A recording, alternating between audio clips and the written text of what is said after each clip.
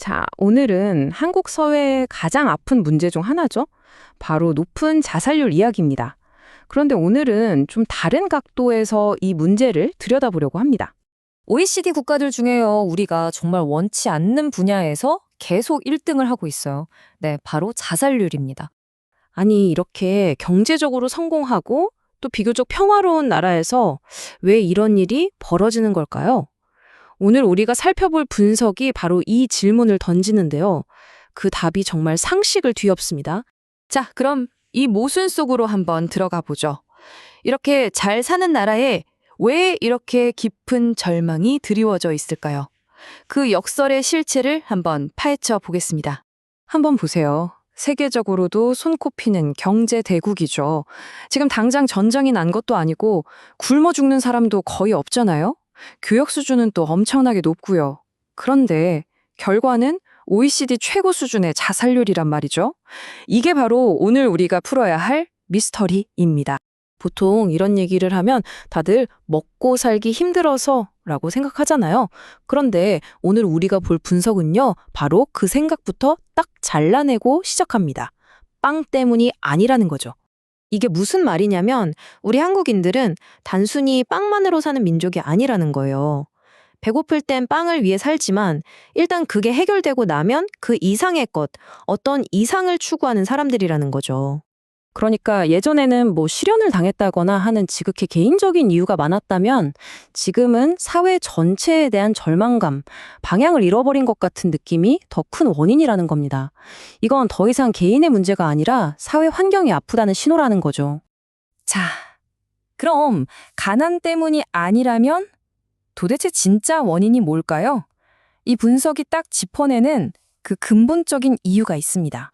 정말 놀랍게도요, 그 원인이 바로 우리나라를 이만큼 성장시킨 교육에 있다고 말합니다.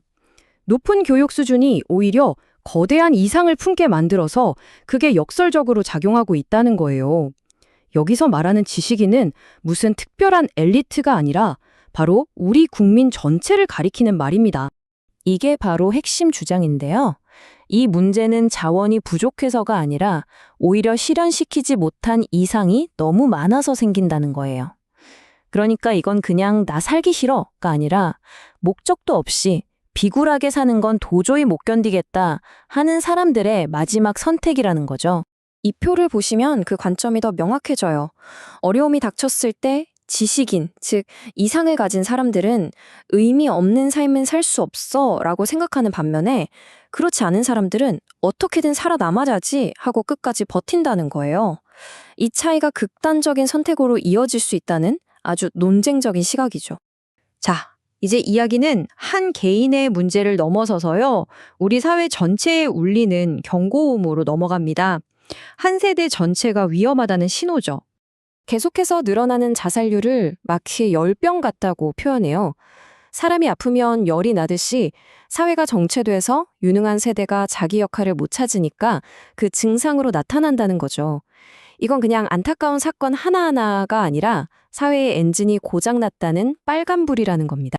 그리고 이 분석에서는 특히 앞으로 50대가 가장 위험할 거라고 예측합니다. 바로 교육 수준이 높은 베이비 부머 세대요. 왜냐? 능력은 충분히 갖췄는데 사회가 그들에게 더 이상 역할을 주지 않기 때문이라는 정말 충격적인 진단이죠. 그래서 앞으로 조기 퇴직이 확 늘고 사업 실패도 많아지고 배울 만큼 배운 사람들이 대거 실업자가 되는 정말 한 번도 겪어보지 못한 사회적 어려움이 닥칠 거라고 경고하고 있어요. 이 세대의 잠재력을 활용할 방법을 찾지 못하면 이 문제는 걷잡을 수 없게 될 거라는 거죠. 그런데 이 분석의 진짜 하이라이트는 마지막에 나옵니다. 이 모든 절망적인 상황을 완전히 다른 시각으로 확 뒤집어버리는 아주 강력한 해석이 등장하거든요. 어떤 사람이 죽고 싶다고 말하잖아요. 그런데 그 속마음을 깊이 들여다보면 그건 사실 살고 싶다는 필사적인 외침이라는 거예요. 이게 핵심입니다. 우리가 듣는 말과 그 사람의 진짜 속마음이 다르다는 거죠. 자, 한번 보세요. 먼저 내 삶이 의미 없다고 느껴요. 그래서 죽고 싶다고 말하죠. 하지만 이 분석에 따르면 이건 사실 나는 정말 의미 있는 삶을 살고 싶다는 절규에 가깝다는 겁니다. 그런데 우리 사회가 그 길을 보여주지 못하고 있는 거고요. 결국 우리는 그 간절한 외침을 그냥 죽고 싶다는 말로 오해하고 있다는 겁니다. 결국 이 분석은 우리에게 이런 질문을 던지는 것 같아요. 가장 극단적인 절망의 표현이 오히려 가장 높은 차원의 삶을 향한 갈망일 수도 있지 않을까 하는 그런 질문이요. 목적이 있는 삶을 살고 싶다는 그 열망이 너무나도 강해서 그게 없을 바에는 차라리 하는 생각이 들 만큼요. 어쩌면 죽음보다 더 큰 고통은 의미 없는 삶 그 자체일지도 모른다는 그런 도발적인 생각과 함께 오늘 이야기를 마무리하겠습니다.